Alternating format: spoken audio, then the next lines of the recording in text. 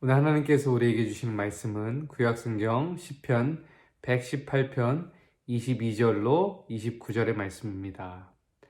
시편 118편 22절로 29절의 말씀입니다. 봉독하여 드립니다. 건축자가 버린 돌이 집 모퉁이의 머릿돌이 되었나니 여호와께서 행하신 것이요 우리 눈에 기이한 바로다. 이날은 여호와께서 정하신 것이라. 이날에 우리가 즐거워하고 기뻐하리로다. 여호와여 구하옵나니 이제 구원하옵소서. 여호와여 우리가 구하옵나니 이제 형통하게 하소서. 여호와의 이름으로 오는 자가 복이 있으며 우리가 여호와의 집에서 너희를 축복하였도다. 여호와는 하나님이시라. 그가 우리에게 빛을 주셨으니 밧줄로 절기 제물을 제단불에 멜지리어다. 나의 하나님이시라. 내가 주께 감사하리이다. 주는 나의 하나님이시라. 내가 그를 높이리이다. 여호와께 감사하라. 그는 선하시며 그의 인자하심이 영원함이로다. 아멘. 할렐루야. 오늘도 주님의 평강이 온라인으로 예배드리는 여러분의 삶에 언제나 함께 하시기를 주님의 이름으로 축원을 드립니다. 네, 잘 지내고 있죠? 네, 저희가 이제 카톡방에서는 잠시 이렇게 얘기하고 가끔 목사님이랑 통화를 하고 있는데 전화해 보면 여러분들 다 잘 지내는 것 같아요. 근데 내가 전화했는데 잘 안 받는 친구들이 있더라고. 꼭 받으시기 바랍니다. 네, 이제 밖에 나가면 꽃들이 이제 만발을 했어요. 완연한 봄을 지나고 있습니다. 아름다운 또 벚꽃을 보면 우리의 마음이 아주 그냥 또 싱숭생숭하죠. 이쯤 되면 또 장범준의 노래가 이렇게 막 퍼지면서 벚꽃이 슉 날리는 그런 아름다운 광경을 보고 연인들이 그 벚꽃잎이 막 지나갈 텐데, 코로나로 인해서 우리는 사실 그렇게 웃으면서 여유 있게 꽃을 볼 수 없는 상황이에요. 사실 지금 우리의 상황이 굉장히 엄중한 현실을 보내고 있기 때문에 코로나로 인해서 일상은 멈춰버렸고, 지금 이 시간도 사실 코로나로 인해서 고통당하는 사람들이 많기 때문입니다. 그래서 저는 거리에 이렇게 핀 벚꽃들 보면서 지금 우리가 처한 현실이 더 잔인하게 느껴지는 것 같아요. 이런 아픔의 시절, 어려움의 시절, 이 어려움의 시절을 보내면서 우리는 오늘 종려주일을 맞이하고 있습니다. 여러분 잘 아시다시피 종려주일은 고난주간이 시작되는 날이에요. 예수님이 나귀를 타고 예루살렘으로 막 입성하실 때 유대인들, 이스라엘 백성들이 종려나무 가지를 끊어다가 흔들면서 이야기했죠. 호산나! 호산나! 호산나의 뜻이 뭐예요? 구하옵나니 주여 나를 구원해 주소서, 이런 뜻을 갖고 있습니다. 그것을 기념하는 날이 바로 종려주일입니다. 예수님은 하나님의 계획대로 가장 높은 권세에 있으셨지만 베들레헴, 가장 베들레헴의 시골, 그 마구간에서 가장 겸손한 모습으로 우리에게 오셨습니다. 초라한 유년 시절을 거치시고 마침내 예수님은 성년이 되셔서 이제 하나님 나라의 비밀스러운 사역을 시작하게 되세요. 누구랑 같이요? 네, 12명의 제자와 같이 공생의 사역을 시작하시게 됩니다. 이 공생애를 통해서 예수님은 하나님 나라를 선포하셨고, 그 하나님 나라를 이루기 위한 여러 방편들이 있었는데 특별히 가난하고 소외된 자들을 위로하셨고, 그 일들을 통해서 많은 기적과 이사들을 일으키셨습니다. 이스라엘 백성들은 예수님이 구약에서 예언한 그 메시아가 맞음을 확신하고 있었어요. 그래서 그들은 믿음이 있었습니다. 어떤 믿음이었냐면, 지금 로마의 압제로부터 고통당하는 우리 민족 이스라엘 백성을 이 압제로부터 구원해 줄 것이라는 믿음을 갖고 있었어요.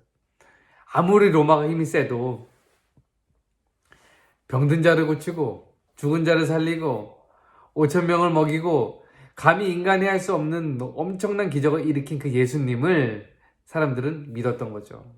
그래서 나귀를 타고 예루살렘으로 입성하는 예수님을 향해서 이 종려나무 가지를 흔들면서 환호했던 것이죠. 그러나 여러분, 그 유대인들의 기대는요, 오래가지 않습니다. 바로 무너졌습니다. 평화의 상징이었던 이 나귀를 타고 예루살렘에 들어오신 그 예수님을 보면서 사실 유대인들은요, 구약 시대 때 다윗을 분명히 떠올렸을 거예요. 왜냐면 옛날에 다윗은 이 다윗이 왕이 될 때 기온에 가서 사독 제사장과 나단 예언자를 통해서 기름 부음을 받고 예루살렘에 나귀를 타고 돌아왔습니다. 그렇기 때문에 이 유대인들은 그때의 다윗의 모습을 예수님을 통해서 보게 되는 거죠. 다윗의 자손 이 예수가 우리를 구원해 주실 것이다라는 믿음의 확신이 그 장면을 통해서 더 굳건하게 된 것이죠. 예수님은 종교 지도자들의 모의를 통해서 정말 힘 한번 쓰지 못하고 너무나 무력하게 십자가에서 쓰러지셨습니다. 이 복음서가 더 스펙타클하게 되려면 사실 예수님이 이 로마의 압제를 그냥 멋지게 무찌르고 이스라엘의 왕이 딱 되어가지고 그 왕의 힘을 통해서 하나님 나라를 막 이루는 그 엄청난 역사가 사실 복음서에 기록돼야 되는데, 복음서는 예수님의 그 십자가의 처참한 죽음을 생생하게 기록하고 있습니다. 이스라엘 백성, 유대인의 생각과 주님, 예수님의 생각이 큰 차이가 있음을 우리는 발견하고 있습니다. 유대인들이 원했던 것은 뭐냐면 정치적인 해방이었는데, 주님이 진정으로 원했던 것은 전 인류의 구원이었습니다. 사람의 생각과 주님의 생각의 차이가 있어요. 사람의 생각은 언제나 땅에 머물지만 주님의 생각은 언제나 하늘에 머물어요. 사람의 생각은 언제나 생존에 관심이 많지만 주님의 생각은 사람을 살리는 생명에 관심이 있다는 것입니다. 실상 예수님은 이 단순한 정치적인 압제를 넘어서 십자가를 통한 완벽한 구원을 실현하십니다. 놀랍죠? 죽음, 실패, 버려짐을 통해서 하나님 나라의 역사를 예수 그리스도께서 세우셨다는 것이죠. 그래서 오늘 시편 본문이 말했던 것처럼 예수님은 십자가로 인해서 버려졌지만 부활과 함께 생명의 모퉁이 돌이 되었다고 고백하고 있습니다. 본문 118편 22절의 말씀입니다. 우리 다 같이 한번 읽어볼까요? 이렇게 얘기합니다. 건축자가 버린 돌이 집 모퉁이의 머릿돌이 되었나니.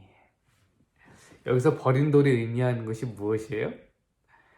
건축자의 버린 돌이 모퉁이의 머릿돌이 되었다는 것은 성경의 여러 부분에 사실 등장하는데, 특별히 그 주체를 정확하게 제시한 곳은 신약 성경의 사도행전입니다. 사도행전 4장 11절 말씀에 그 비밀을 가르쳐주고 있어요. 이렇게 얘기합니다. 이 예수는 너희 건축자들의 버린 돌로서 집 모퉁이의 머릿돌이 되었느니라. 시편에서 말한 건축자의 버린 돌이 누구라고요? 예수 그리스도라는 것이죠. 예수님의 공생의 사역을 통해서 많은 사람들이 환호했지만 아이러니하게도 그 환호한 사람들을 통해서 예수님은 십자가에 못 박히셨다는 것입니다. 그들은 철저히 예수님을 버립니다. 저는 여기서 인간의 잔인한 이중성을 확인하게 돼요. 하루아침에 그들이 변한다는 거죠. 근데 이 인간의 그 유대인들의 이중성의 모습을 보잖아요. 우리의 모습과 너무나 닮아 있어요. 복과 즐거움 앞에서는 우리가 하나님을 그렇게 찬양하고 열광하면서도 사실 내 유익과 내 즐거움과 상관없는 희생, 그리고 포기, 비움 앞에는 우리 신앙인들이 너무나 무력하죠.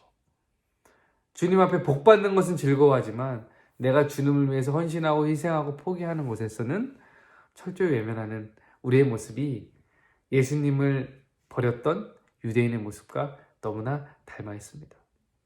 성숙한 신앙은요, 내 안에 있는 그런 이중성을 스스로 고백하고 하나님을 향한 고귀한 마음을 그 어떤 어려운 환경 속에서 지키는 것이 성숙한 신앙입니다.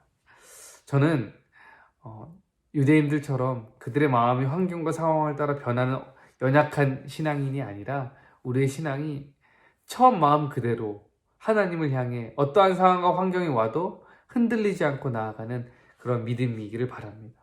아무도 알아주지 않는 그 버려진 돌, 그 예수님을 통해서 하나님의 역사가 시작된다는 사실. 만약 복음서의 마지막이 십자가로 끝났다면 우리 신앙인들은 굉장히 큰 절망을 가졌을 것 같아요. 예배할 이유를 잃어버리죠. 그러나 여러분, 복음서는요, 예수님의 십자가가 끝이 아니라 그 이후에 예수님의 부활, 그리고 승천의 이야기까지 다루고 있죠. 죽음이 끝이 아니라 그분의 죽음을 통해서 펼쳐질 새로운 인생이 우리에게도 주어졌다는 사실입니다. 그래서 오늘 시편의 기자는 하나님 앞에 감사하고 있는 거예요. 그가 감사의 찬양을 올리는 이유는 자신들이 주님으로 인하여 새로운 삶을 시작했다라고 고백하기 때문입니다. 다른 이유가 아니라 누구 때문에? 주님 때문에. 우리의 삶의 자리에서 긍정적으로 변하게 하는 요소들이 참으로 많아요. 때로는 돈 때문에 우리가 긍정적으로 변할 수도 있고요. 때로는 명예나 지위를 얻음으로 인해서 우리가 참 행복해할 수도 있습니다. 때로는 나의 높아진 성적이나 그리고 아주 잘생기고 멋진 아니면 예쁘고 아름다운 그런 이성 친구가 될 수도 있습니다. 그러나 여러분, 우리의 삶을 완벽하고 그리고 온전하게 변화시키는 요소는 오늘 시편 기자가 얘기한 것처럼 오직 주님밖에 없음을 여러분들은 기억하시기 바랍니다. 예수님의 십자가를 통해서 우리의 연약한 내면의 모습이 변할 수 있다는 것입니다. 그래서 사도 바울은 이렇게 고백합니다. 갈라디아서 6장 14절에 이렇게 고백을 합니다. 그러나 내게는 우리 주 예수 그리스도의 십자가 외에 결코 자랑할 것이 없으니 그리스도로 말미암아 세상이 나를 대하여 십자가에 못 박히고 내가 또한 세상을 대하여 그러하니라. 사도 바울이 자랑하는 것이 딱 한 가지가 있죠. 그것이 뭐예요? 바로 십자가를 자랑한다는 거예요. 하나님은요, 언제나 연약한 사람들을 위로하셔서 세상의 중심에 세우셔요. 애굽에서 430년 동안 종살이하던 이스라엘 백성들을 하나님 나라의 무대 가나안으로 불러주셨어요. 그래서 그들을 애굽의 노예에서 하나님 나라의 선민 백성으로 세우시잖아요. 무식하고 근본 없는 그 베드로를 불러주셔서 예전에는 하루하루 먹고 살기 바쁜 그저 하루하루 때우기 십상인 어부의 삶에서 이제는 생존을 위해 살아가는 것이 아니라 생명을 위해 살아가는 하나님 나라의 어부로 세우셨다는 거예요. 그렇기 때문에 우리는 연약하잖아요. 그렇죠? 우리는 그래서 때로는 넘어지잖아요. 연약하여 늘 넘어지고 쓰러지는 우리가 다시 시작해야 될 곳은 어디예요? 예수 그리스도의 십자가입니다. 그 십자가에서 우리는 예수님을 붙잡고 새롭게 시작하시는 겁니다. 사랑하는 여러분, 십자가가 우리의 정체성임을 꼭 기억하시기 바랍니다. 십자가가 결여된 삶은 우리를 영원한 절망의 길로 인도합니다. 십자가에서 새로운 결심을 통해 여러분들의 아름다운 믿음의 길을 새롭게 시작하시기를 주님의 이름으로 축원을 드립니다.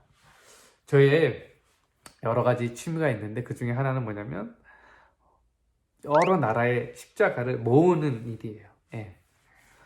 그리 대단하지는 않은 취미인데 가끔 외국에 갈 기회가 생기면 제가 가서 그 도시에서 열심히 십자가를 모았어요.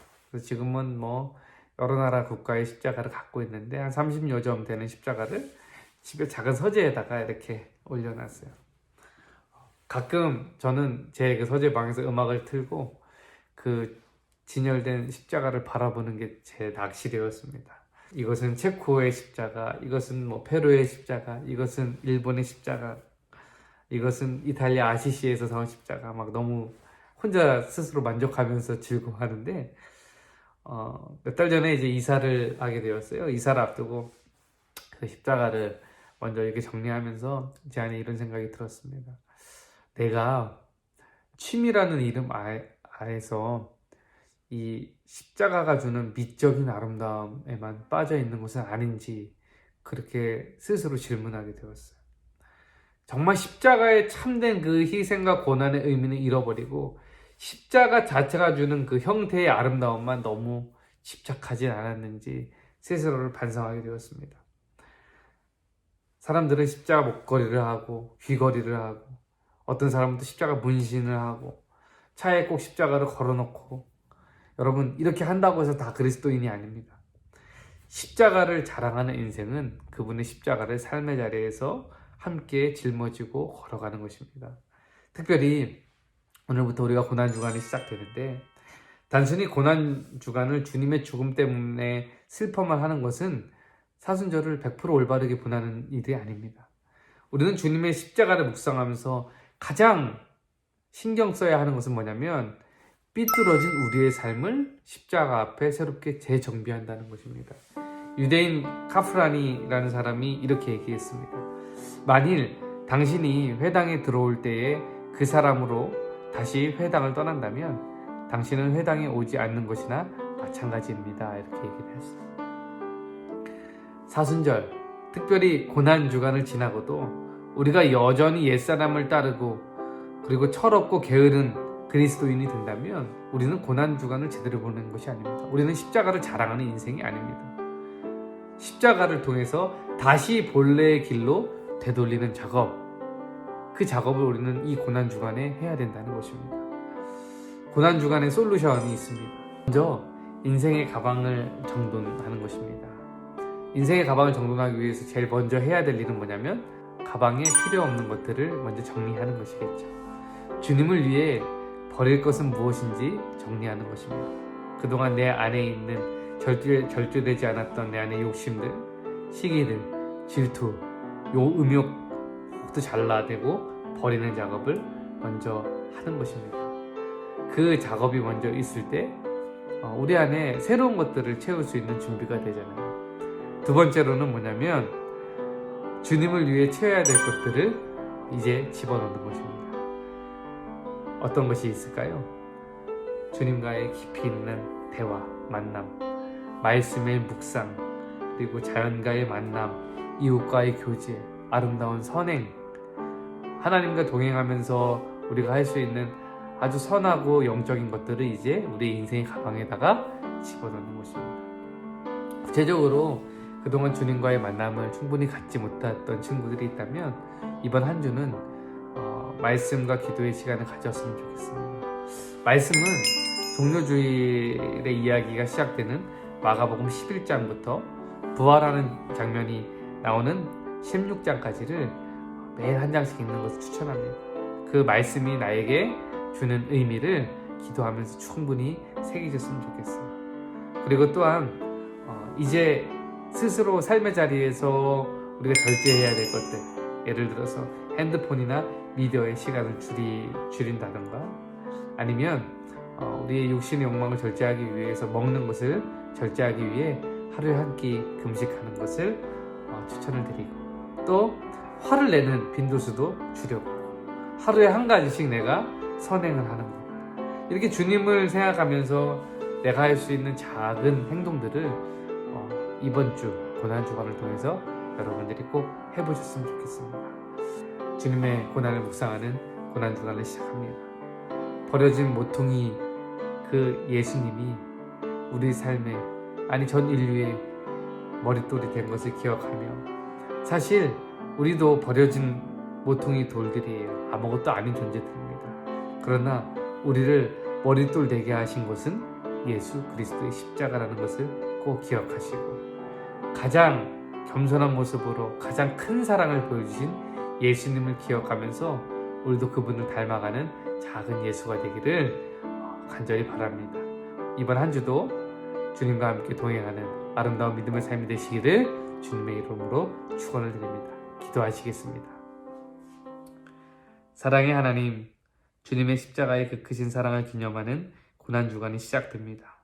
아무것도 아닌 우리를 그 모진 십자가의 고통을 감내하고 십자가를 오르신 예수님을 기억하는 한 주가 되게 하옵소서.